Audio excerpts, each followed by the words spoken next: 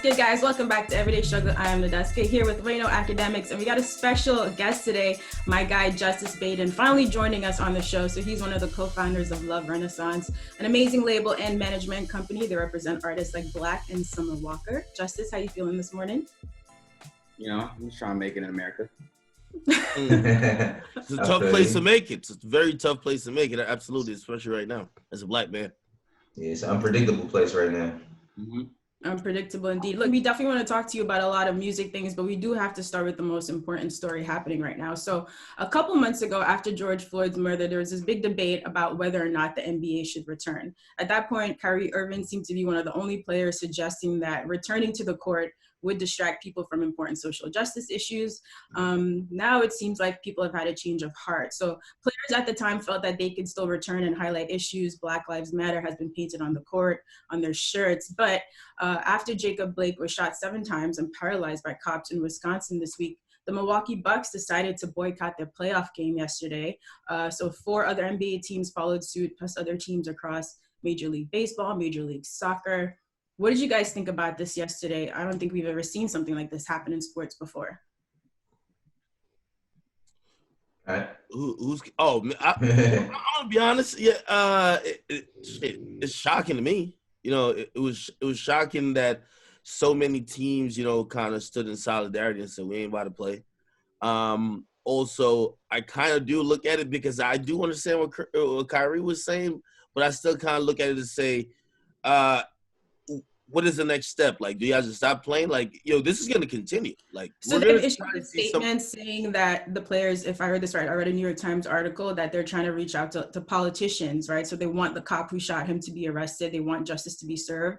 And I think the owners of the team, the GM, et cetera, said that they're standing with them. So there are some demands. They're not just boycotting with no demands. But well, I'm saying that there's going to be another police shooting like this week. You know what I mean? So what I'm saying is that even if they lock up them cops, is that going to be the barometer of if these athletes play or not? Now, I get using your platform, and also I like the move. I said I love the move of solidarity, not playing. But this is not something that's going to stop here. Like, you know what I mean? We saw what happened in the riots that subsequently followed the murder of George Floyd, and yeah, it happened a couple more times. So, I think as how sports is related to that, I think it's going to be really hard to keep sports going, period, if they're going to have a stoppage of play to try to influence politicians to arrest people every time this happens. It's going to happen a lot. Yeah, that was the biggest thing for me because I just was like, I felt a bit the same way. It's like, I feel like this is going to continue as long as there's cops out there that don't use I don't know how they're being trained, but if they're not using their intuition to just diffuse situation before it gets violent or it gets to a lethal matter, like that's going to continue to happen. So I was wondering the same thing, like what were they going to do next? But then there was a lot of conflicting stories coming out about LeBron walking out of a meeting, and then I seen Damian Lillard writing in writing comments saying like, where they getting their information from? Like kind of alluding to that didn't happen. So it's just been like kind of confusing as to where it's going to go. I mean, I think that it's great that they all stood together, but I want to know what the plan is post that. Because again, like you said, like if this happens every time somebody gets murdered, we're gonna be sitting here for a long time. I feel like I definitely agree. My sentiments kind of like resonate with what you guys are saying, but in the same breath, coming from a place of, I feel like every time something like this happens, nobody really knows what to do. Right. And we don't know how to feel. We don't know how to really like see what's going on without it feeling personal. So in a situation to where you're stopping money, where it becomes bigger than just you and bigger than your self-interest, because it's hard to not put your self-interest in front of everything. So I feel like this step might not change everything, but it just lets people know that it's deeper than just like, a tweet, or it's deeper than just like a retweet, but it's really just like, no, I'm willing to put my self-interest for the betterment of my community. So I feel like it's just like a great step in the right direction. And, a lot of the people that own these teams and corporations, they're going to start to make calls, to the higher ups like, yo, you guys are, kind of fucking with my money. So that's great. Kind of hitting where it hurts, honestly. I mean, the whole league is damn near Black. So, you know what I'm saying? Absolutely.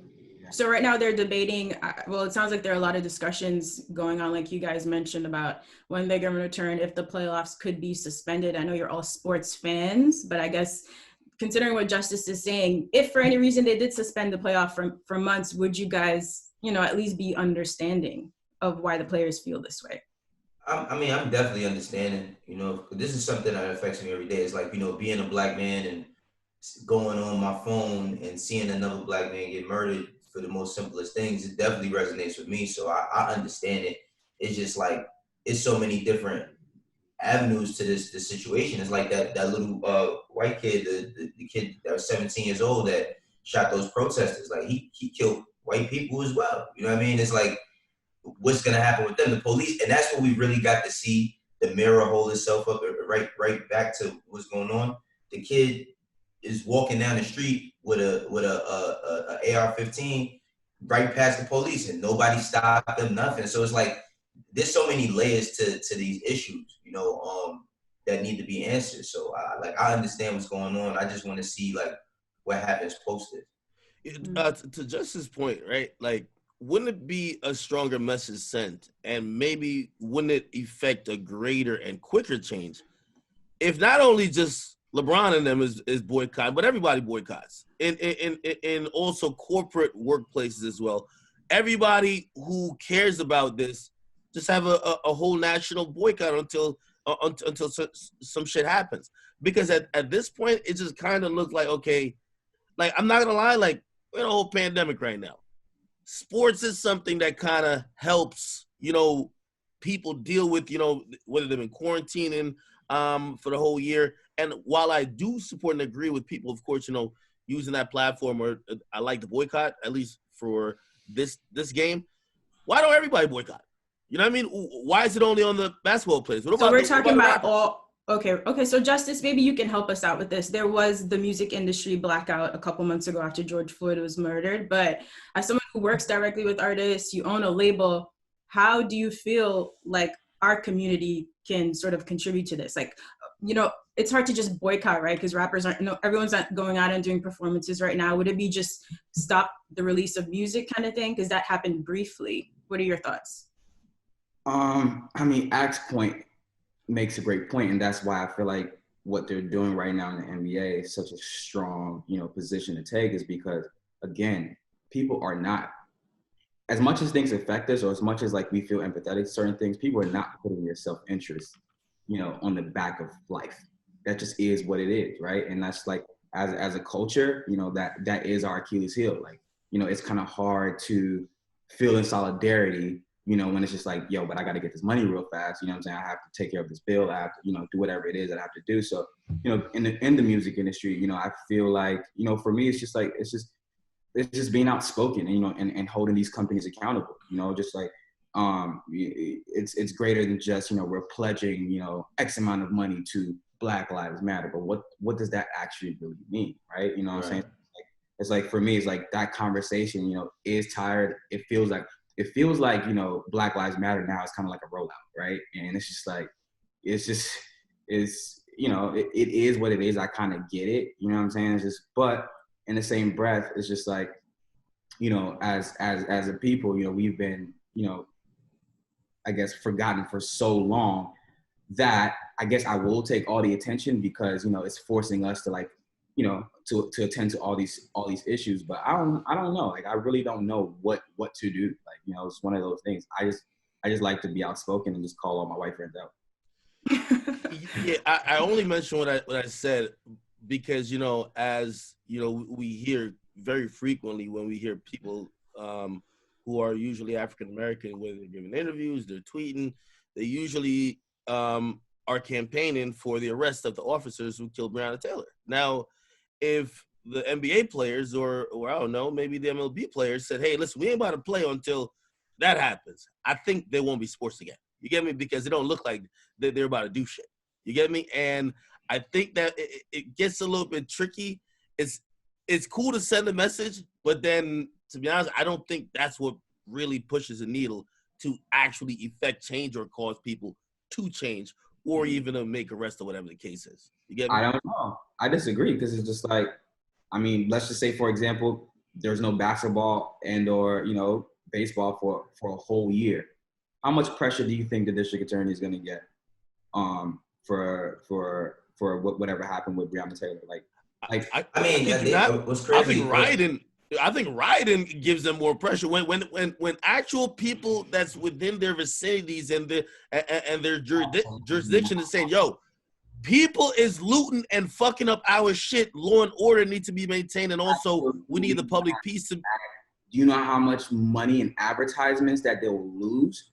Do you know how much big corporations that, like the backing of, major sports, which is, again, it's like the premier thing we can actually watch right now. No, that's a lot. There's a lot of direct pressure out there, just like, fucking up some stores. Insurance.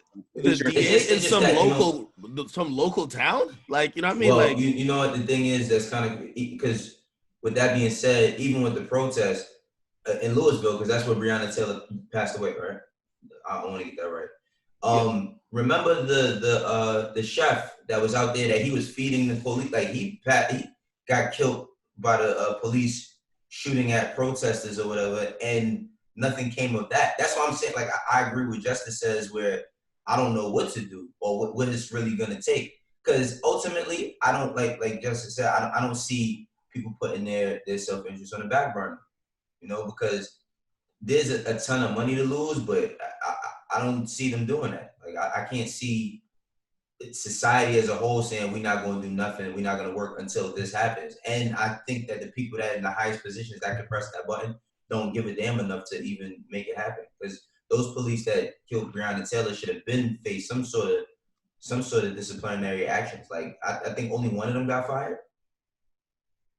None of them have been arrested, and that's the most important thing. Well, look, it's like you guys say, we don't have all the answers, but I think the Bucks deciding to boycott that game set off a chain of events that none of us could have really predicted, and let's see where it goes, right? Sometimes it just takes one person or one team to make the move for everyone else to follow suit. So all the discussions they're having, let's see what comes out of it. We'll definitely talk about this some more.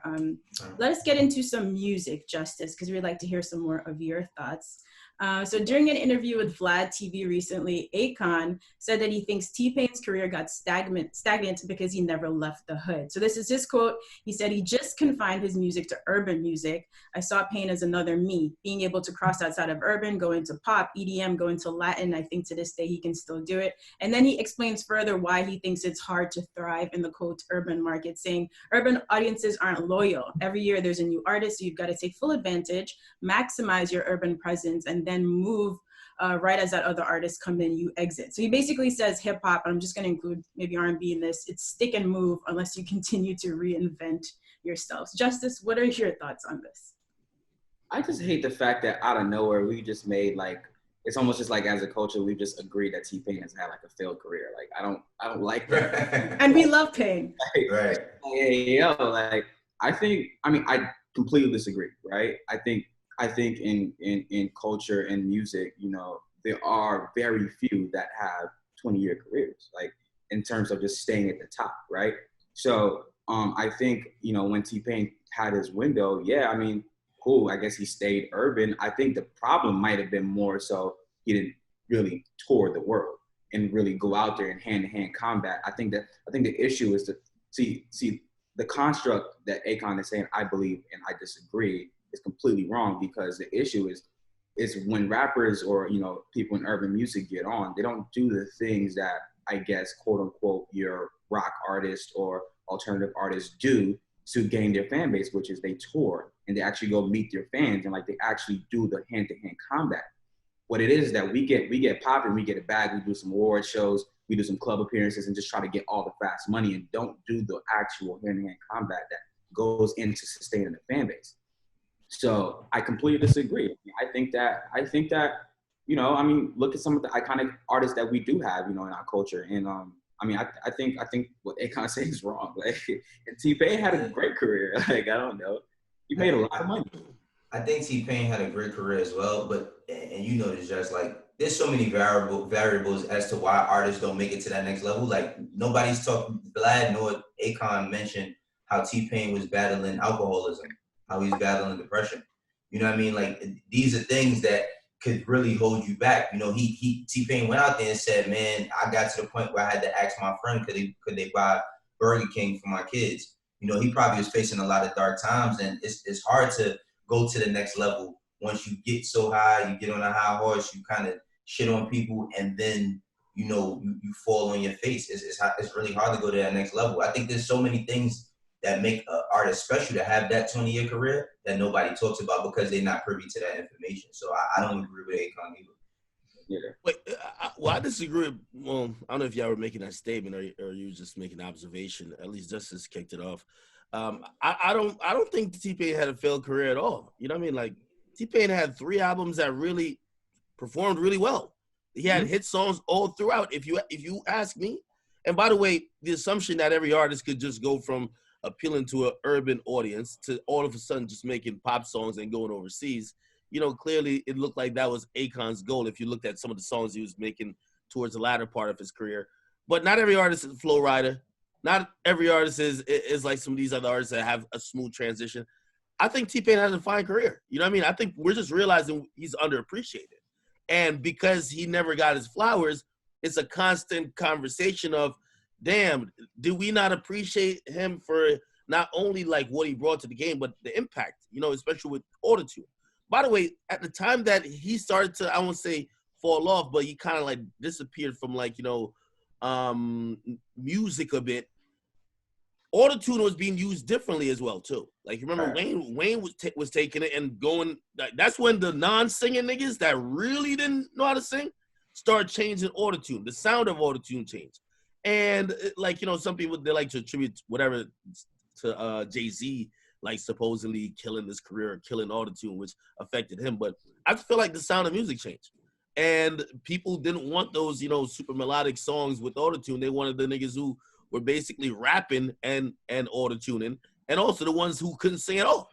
But I mean, the ironic thing about that is the shit came right back around to where T-Pain, like auto-tune is like synonymous with T-Pain. It's like T-Pain was so big in that field that anybody who used it well and had a good career post that, they compared them to T-Pain. Like, it's like Travis or Future, etc. So it's like, you know, I think that T-Pain had a really, really great career. He just, you know, everybody's not meant to have that same run. And I think that now he's going to go on another run, but in a different space.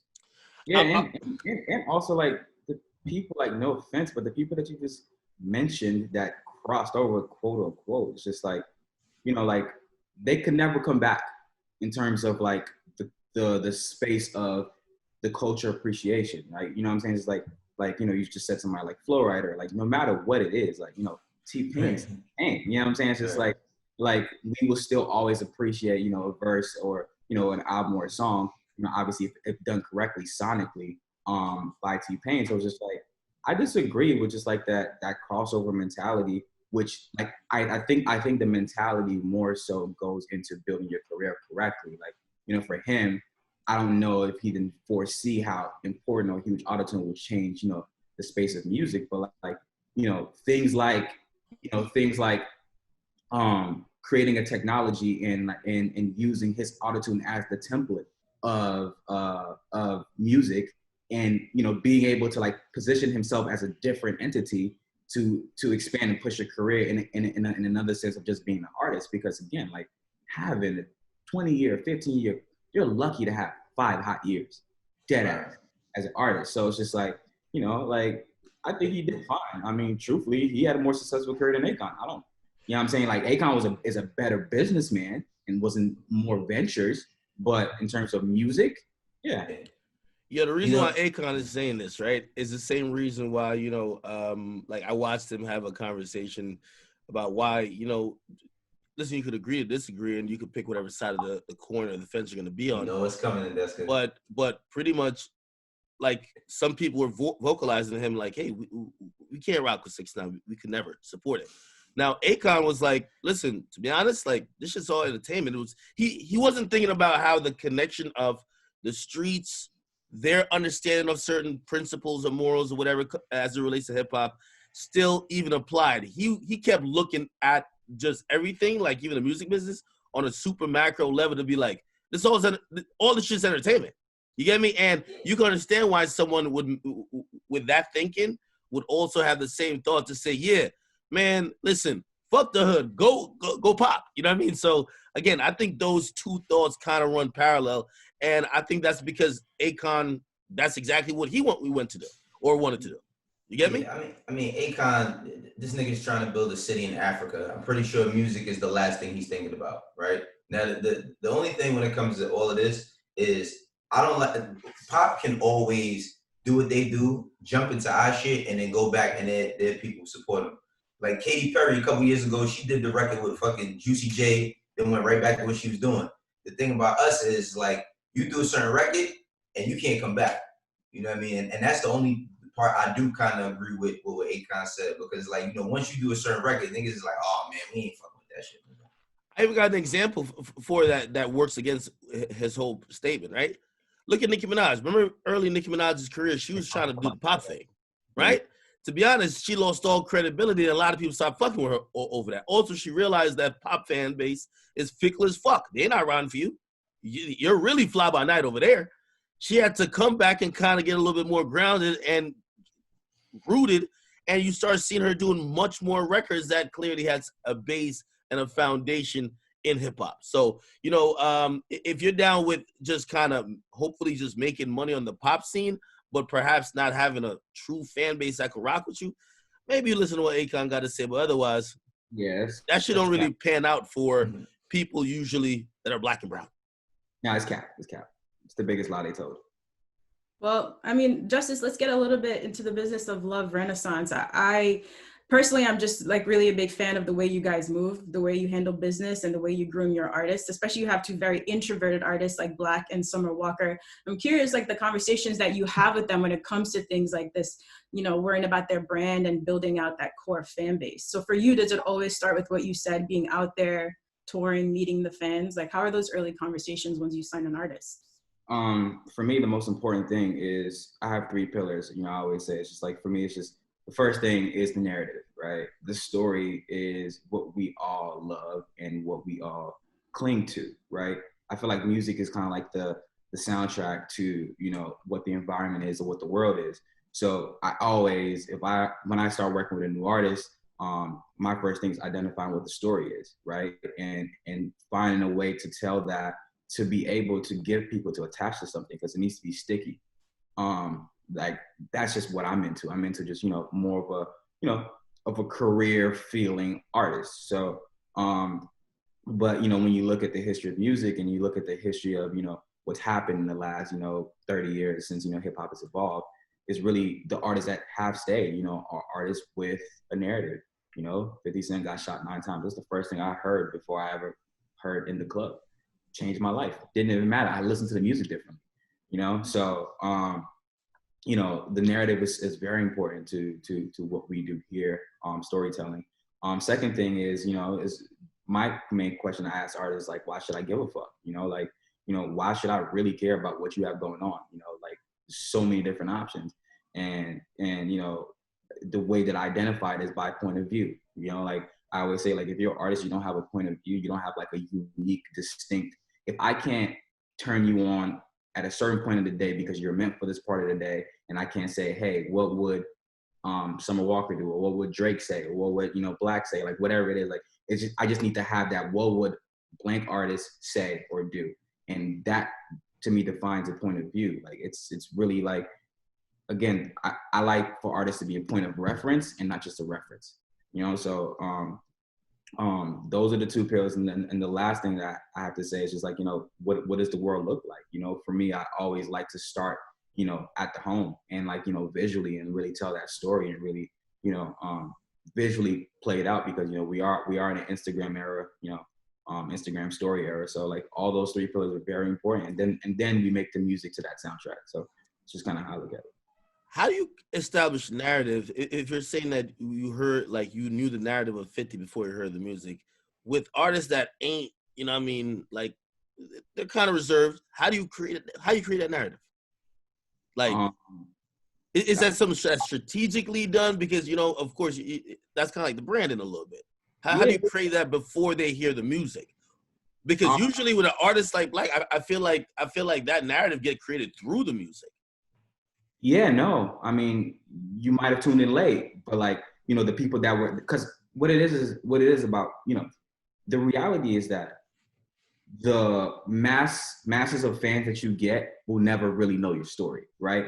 But the core fan base, the Yeah. people that take the music and that spread it, and the people that champion you and go hard on the internet and in the streets and the word of mouth, those are the people that you tell the story to, right? So, you know, with Black, you know, when we were building him, you know, like the first thing we were doing is like, you know, we were writing these letters for anybody that was listening, and we had this website, and you know, it was these I letters. know that.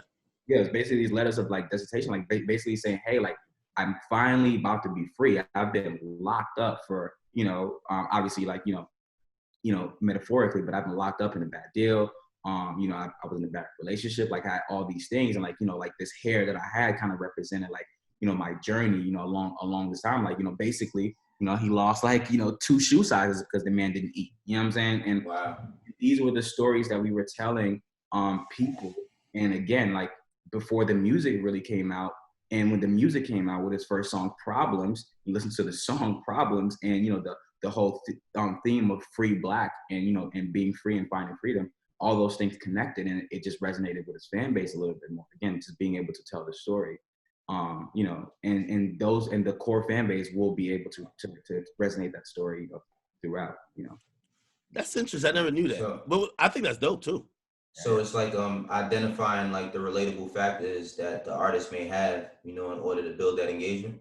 Right. I mean, that's the only thing in terms of life. That's the only thing that makes you unique is your experience, right? Mm. So, you know, if an artist doesn't have an experience or doesn't have a story, you know, it's meh. You know what I'm saying? It's just like, it just is what it is. It's not exciting. It doesn't give you anything to believe in, you know? Right.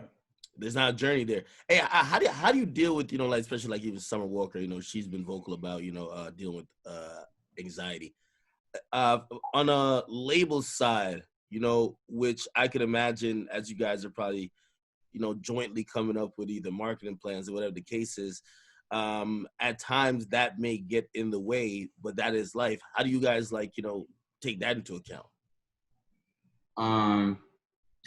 I mean, well, 2 things. It's a 2-factor question, because the first thing that we did is actually, I like to say, I don't know for a fact, you could fact check me, but I think we're the first label to start a health and wellness division. Really? Yeah. So we I launched. know you have one. Yeah, we launched it right in the top, because you don't pay attention to me, Ak. I'm gonna follow, man. Sense that he knows what's up with Right. R&B, but he really doesn't know. No, he know the bullshit. He know what the bullshit is going on. I'm asking really genuine questions, and I'm thinking I'm gonna stump him, but he got like some shit to come back. No, when they launched this, I thought this was really, really amazing, because Summer was so public about her struggles, and I think the way you guys responded was really incredible. So what kind of conversations went into launching that initiative? So this happened last year, towards the end of the year. Basically, you know, so Summer's first time going on the road, and really touring, and, you know, she had to pull back because, you know, again, like not every artist, you know, is meant for the road, right? And, you know, just learning a lot of different things, and you know, we got like a little you know, wellness coach that was there for the band and there for, you know, her as well. And we just saw like how much it was like just able just to help people just like, you know, relax and like vent or whatever it was that they need to do. And then me and my partners, top of the year, we started going to group therapy, just like as a family would. You know, we had on our chest, we were just talking, and just like, it was one of those things that like, whoa, like this actually really helps. And, you know, we just said there's no reason why we can't provide this for our staff and our artists. And, you know, it was a lot of red tape involved, you know, because just having a label and like, you know, being, you know, responsible for people's well-being has a lot of red tape and like a lot of things that, you know, people will say not to do, but you kind of just like move forward and really created a whole division and hired, you know, therapists and life coaches to be able to like, you know, talk to the artists and us as well, and our staff. And it just makes us, you know, better family and just like more well-equipped. So yeah. Well, man, whole article on us. You should check it out. That's a game changer. I'm impressed. Yeah, that's definitely a game changer, because when you're saying all of this, I'm thinking about how many labels broke up or split because they didn't have these factors in place. You know what I'm saying? Like, y'all just being vulnerable enough to go say that you're gonna do group therapy together as a team and as a family just shows how much y'all mean to each other. Hey, Yeah, I mean, it's funny because like I like when we first started, when we first started this journey, every it's funny, every OG that I would have like a silo conversation with would just be like, oh yeah, I give y'all like 3 years to break up, like that, like that's just like like people really would like wish that, not wish that, but like would just be like see that for our future, and it's just like I just think that we're just trying to take all the steps that we can to do just to make sure that we're cleaning house and we're taking care of our emotional well-being and mental well-being. So cool. Justice, what made you guys want to prioritize artist development? It's something that it feels like is lacking at most labels these days. Someone catches a hot song, the label helps them blow up, then they fizzle out. But it seems like you and your team really, really care, like you said, about building career artists. Like, where did that come from? What blueprint were you guys looking at? Or is that just how you guys roll?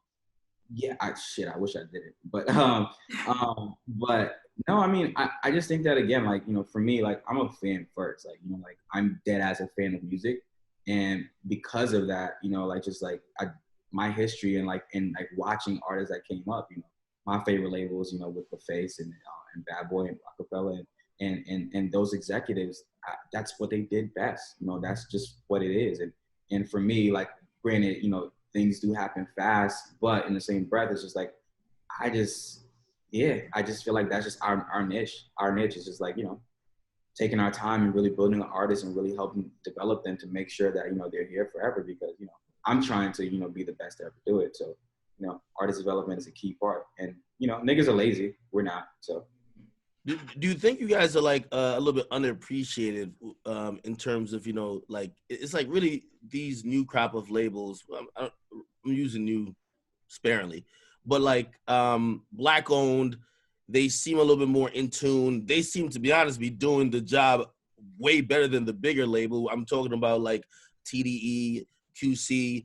Do you feel like when people start like, QC's doing a great job of Baby the Center, do you feel like you guys get left out of the mix in terms of giving credit to actual, Black men who have a label and who have successful artists under their wing?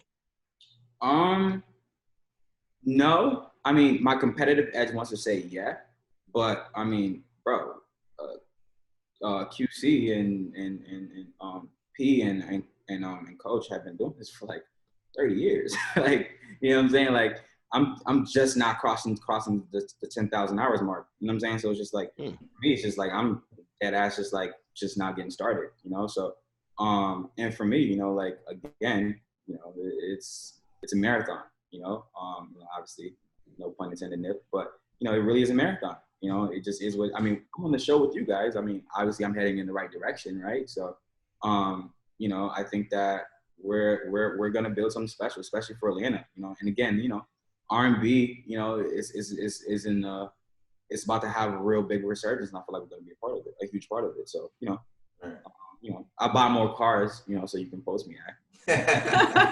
He does have some nice cars. I'm glad you're now speaking up, because a lot of shit goes kind of like under the radar. I will say, it goes under the radar to the fans too. Like, why was Party Next Door like fucking so shocked that Black streamed that well? Because is that just something where people don't realize how good you guys do on the R&B wave, or what? Because I'm gonna tell you what happens. Again, in urban music, usually there's one of two ways that you get on. Either you have somebody co-sign you, or you just, I don't know, get lucky, right?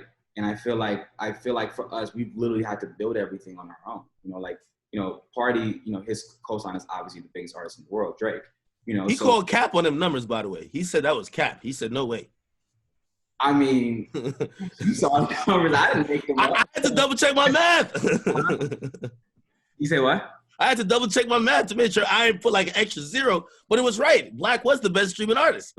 Yeah, I mean, listen, quietly, Black's doing his thing, but much love to Party. I mean, he was on my summer album last year, so I get it. I mean, R&B niggas, we're all. Is that competition? Oh, no. I mean, yes. Come on, of course it's a competition. How do y'all take that, or how does Black take it when he sees that? You just come harder. You hear a nigga's album, you come harder. Okay, I like that. You push him.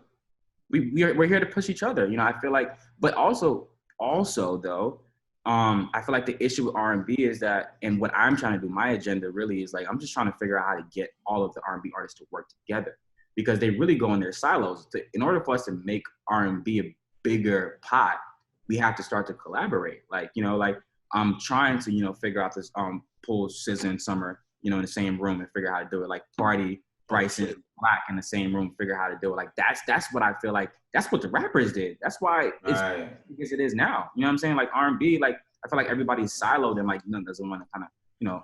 I mean, most of the top rappers don't be working with each other. Like, you know how long niggas been hoping for a Kendrick and Cole? These niggas are doing tapes together. Future and Drake literally did a whole tape together. Yeah, but hold on. But they got different. They're on different continents. They're on different continents. The niggas who are kind of too close, like we've been asking for this J. Cole and Kendrick shit for forever. We want them to do a tape. That's kind of an extreme example, though. And Kendrick Future will do a tape with everybody. The Dreamville tape. Okay, I don't know if that's the best example. Yo, Future might do a tape with me. We can't get a Kendrick song by himself, let alone a whole tape with J. Cole. But act, fuck a whole tape. Like, let's just have a moment. Let's have a song. Like, you know, like okay. It doesn't have to be like, I mean, we know Kendrick and Cole are, you know, they made moments. And they make moments. The fact that you're even talking about a tape is good enough, right? Mm-hmm. You know, like again, if Black, Bryson, and Party, you know, did something together, imagine like how good that will be for, you know, for R&B in the culture, right? You know what I'm saying? Like if Frank and, you know, Abel did something together and The Weeknd did something together, like imagine how, you know, like amazing that would be for the culture, right? Like if and you know SZA did something, like imagine how and Solange like ran like a random, you know, like how good that would actually be for the R&B space. But again, like, you know, R&B niggas just be, you know. I think they be beefing more than the rappers. You know what's crazy, Justice? I get it, because when you're saying that, I'm thinking about all the moments of when we were kids. Mm-hmm. And like, you know, we got all these songs that we could reference back in the days when artists, they didn't have to do a whole album together, but Missy and Nicole Ray and fucking other people, or 702. Even Brandy and Monica versus Brandy and Monica, right? They had big moments together. Yep. All right. Yeah. Literally what The future looks bright. Yo, Justice, man, appreciate you finally coming on. We have all these conversations here about, like, you know, some of our viewers who want to get into the industry. Some of them want to be artists. Some of them want to work behind the scenes. Justice is a person that I think you should be looking to for some guidance. Look at his blueprint. Love Renaissance is really, really doing amazing work. Look forward to seeing what else you guys have coming for us this year. I see a final question. No, I just wanted to salute my man Justice. You know why? Because while I'm on here with Wayno and he be immigrant shaming, I'm so proud of my immigrant brother.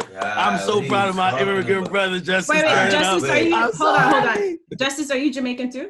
No, but he's from Ghana. First generation. I'm telling you, somebody. Listen, y'all gotta stop that, because people are now DMing me saying that I don't like immigrants. So y'all gotta stop that. Okay? I tried to clear this up. Wayno loves immigrants. He just makes fun of our accents. That's all. You gotta adopt a child from another country. That's the only way you make up for your sins, bro. The only way. Yo, stop. How do we get here? Yeah, exactly. Right. So quickly. Oh my God. Thank you, Jess, for real, man. Thank you, Jess, for coming on. Yo, you gotta pop in like every month or a month and a half or so, bro. Like just pop in. We love to hear a different point of view. You're all cap. What? Talk to him, Justice. Yo, when you said it was good for TV and just like no, I'm no cap. Hold on. When y'all say yo Justice want to come on, wasn't that the first time? Oh yeah, definitely bring him on. I definitely said that. That's gonna don't start capping now. All right, in his defense, they were always down, but we just kept trying to make it happen, and all I had to do is shoot Justice a text, and here we are. So, love whenever. Me and Jess talk all the time, so I ain't even worried about that. You know what I mean? All right. On that note, guys, thank you for watching Everyday Struggle. Justice, thanks again for stopping by. Hopefully, we'll see you again soon, and we'll see you guys.